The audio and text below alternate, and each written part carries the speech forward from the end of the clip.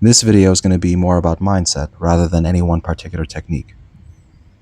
As you develop your skills, whether that be a martial arts thing, a kettlebell thing, barbells, calisthenics, mobility, whatever, you're going to progress, you're going to get better, right? And then the things that used to stress you out, the things that used to challenge you, will then become easier.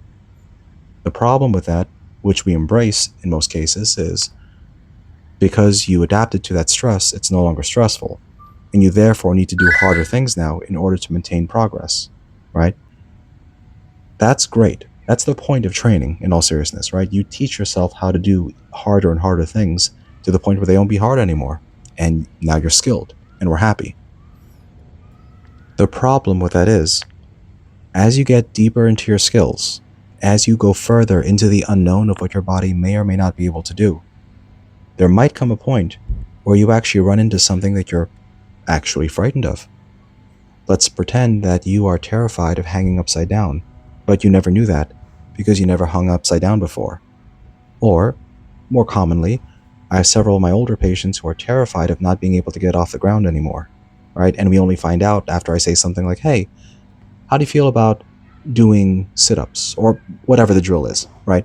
But it involves them getting on the ground and back, and they look at me like, like the world's about to end because I asked them to sit down.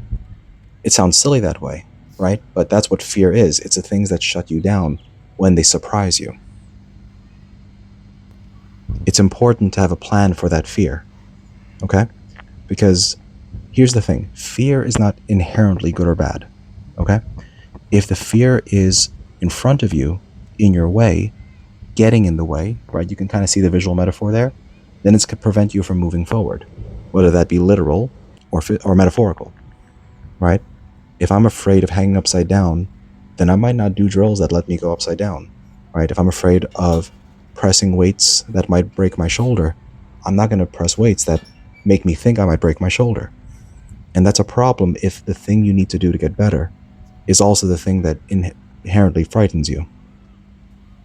Alternatively, if your fear is behind you, right?